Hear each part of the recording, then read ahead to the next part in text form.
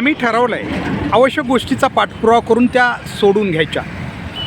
मागच्या 2 दिवसाखाली एक व्हिडिओ आम्ही टाकला होता, ज्यामध्ये केजच्या मुख्य रस्ता दुभाजकावर अतिशय वनस्पतीचं साम्राज्य आणि घाणीचं साम्राज्य दिसून येतं आहे. काँग्रेससारख्या गवताच्या या वनस्पती आणि बाकी इतरही झाडे झुडपे या ठिकाणी मोठ्या प्रमाणात आहेत. त्या संबंधित कंपनीनं तात्काळ दूर कराव्यात आणि स्वच्छता करावी असं आवाहन आम्ही केलं होतं. मात्र अद्याप तरी 2 दिवस झालेले आहेत, या गोष्टीवर आणखीन संबंधित कंपनीनं लक्ष घातलेलं नाही. आपण बघू शकता ही मोठ्या प्रमाणात शहर आमचं आहे. आमच्या शहरातील अशा प्रकारची घाण या शहराचं बघण्याचा जो मानसिकता आहे इतरांची, ती खूप वाईट असू शकते. आणि यासाठी जर या सोडवत नसेल कुणी तर सातत्यानं त्याचा पाठपुरावा करणं आमचं कर्तव्य आहे आणि आम्ही ते करणार.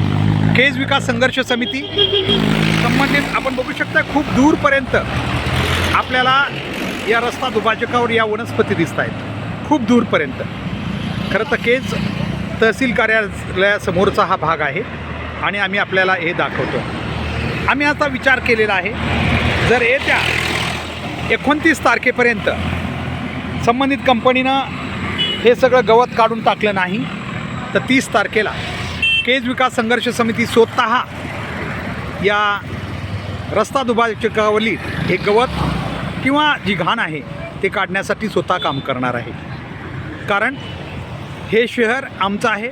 या शहराची अस्मिता, केज या नावाची अस्मिता किमान आम्हाला सगळ्याला बाळगावी लागेल. केवळ इतर ठिकाणी स्वार्थासाठी फक्त आपापल्या गोष्टी करणं योग्य नाही आहे आणि म्हणून आम्ही ठरवलं आहे 30 तारखेला आम्ही या रस्ता दुभाजकावरील या सगळ्या गवत असेल किंवा घाण असेल हे काढण्यासाठी आम्ही आमचं काम सुरू करणार आहे. तत्पूर्वी कंपनीने हे काम सुरू करावं, नसतं आम्ही हे काम सुरू करू. याच नाही, आपण बघू शकता रस्त्याच्या दोन्ही बाजूला लागून हे जे आपण बघू शकता, ही जी माती आहे, इतक्या प्रमाणात माती आहे ही की आपण बघितलं तर दुचाकी मोठ्या गाडीच्या कडेनं जर दुचाकी चाललेली असेल तर पूर्णपणे ही धूळ उडून डोळ्यात जाते. त्यामुळं दुचाकी धारकांना शहरातून सुद्धा गाड्या चालवणं अवघड आहे, कारण सगळी धूळ डोळ्यात जाते. आपण पाहू शकतोय हे न्यायालयाच्या समोरचा भाग आहे. काही ठिकाणी तर या वनस्पती इतक्या वाढलेल्या आहेत की उंच उंच अगदी त्या वाढलेल्या आहेत. ही आपण बघू शकता, ही झुडपं काटेरी झुडपं आहेत, अतिशय उंच वाढलेली आहेत. या ठिकाणाहून प्रवास करताना दुचाकीधारकांना अनेक त्रास होतो. या साईडला लागत असल्यामुळं आपण बघू शकताय पूर्ण जसं रानटी एखाद्या पडीक परिसर असतो त्याप्रमाणे या वनस्पती वाढलेल्या आहेत. त्या खूप उंच उंच वाढलेल्या आहेत आणि त्याबरोबरच या रस्त्याच्या कडेने ही जी माती साठलेली आहे आपल्याला मी दाखवतो आहे. ही माती इतक्या प्रमाणात आहे की मोठ्या गाड्या जेव्हा चालतात तेव्हा ही धूळ उडते आणि मागं चाललेल्या दुचाकी स्वारांच्या किंवा इतर वाहनधारकांना या धुळीचा मोठा त्रास होतो आहे. यासाठी ही धूळ साफ करणंसुद्धा गरज आहे.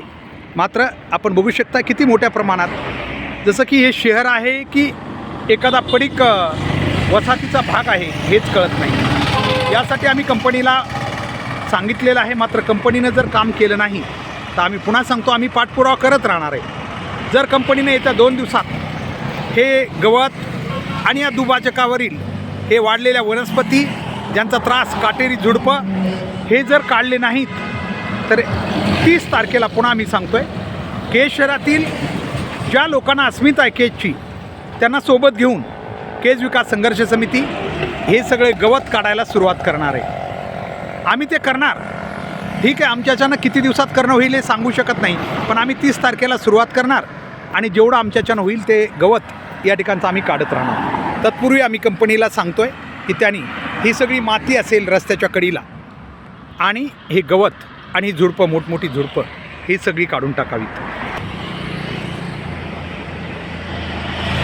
आपण पाहू शकतो आहे खरं तर केज तहसील आणि केज पोलीस स्टेशन समोरचा हा मुख्य परिसर आहे आणि या ठिकाणी अतिशय ही काटेरी झुडपं हे कडीनं जाताना अनेक वेळा प्रवाशांना, दुचाकीधारकांना खास करून हे कडीनं चालताना आपण बघू शकता रस्त्याच्या एकदम समोर आलेली. खरं तर हे वाहनामुळंच ही काही ठिकाणी आपल्याला दिसतंय ते तुटली गेलेली आहेत वाहनामुळं, नसता ही खूप मोठ्या प्रमाणात वाढलेली आहेत.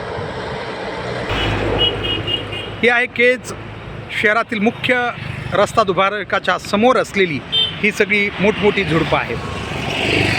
खरं तर कॅमेऱ्यात बसत नाही तितकी उंच ती वाढलेलीत. आता केज शहराची आणखी एक समस्या जर बघितली तर हे रस्ते बनले खरं आहे.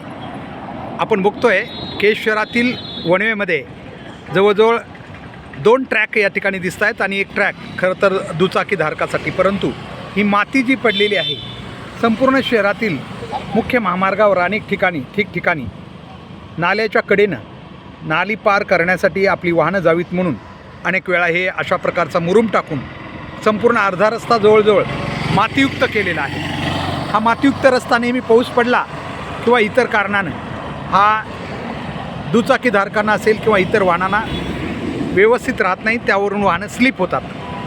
अनेक ठिकाणी ज्या ठिकाणी आपण बघू शकतो आहे जी काही दुकानदार असतील यांनी आपापल्या समोरच्या नालीच्या कडेनं अशा प्रकारचा मुरूम टाकून अर्ध्या रस्त्यावर जवळजवळ अतिक्रमण झालेलं या मुरुमाचं, त्यामुळं जो खाली कॉन्क्रीटचा रस्ता तोसुद्धा दबून गेलेला आहे. केवळ 1 फूट नालीवर चढण्यासाठी अशा प्रकारचा मुरूम ट्रॅक्टर टाकलेले आपल्याला केज शहरातील खास करून शिक्षक कॉलनीकडल्या भागामध्ये आपल्याला मोठ्या प्रमाणात दिसून येतात.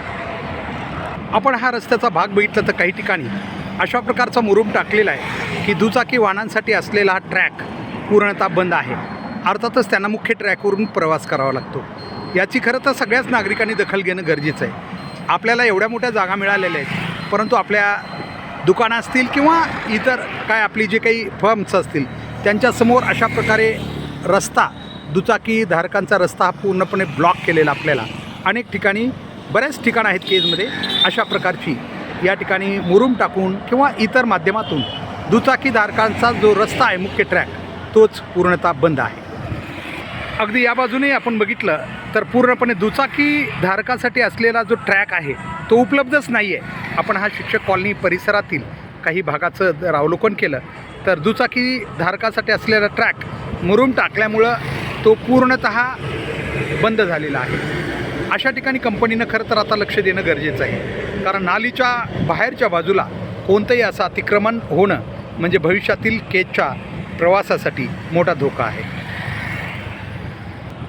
आपण पाहू शकतोय शिक्षक कॉलनीच्या खाली येताना हा दुचाकी स्वारांचा जो ट्रॅक आहे हा पूर्णतः बंद असल्यानं अनेक अपघातांना या ठिकाणी सामोरं जावं लागते, कारण वाहनं इथं खूप वेगानं येतात.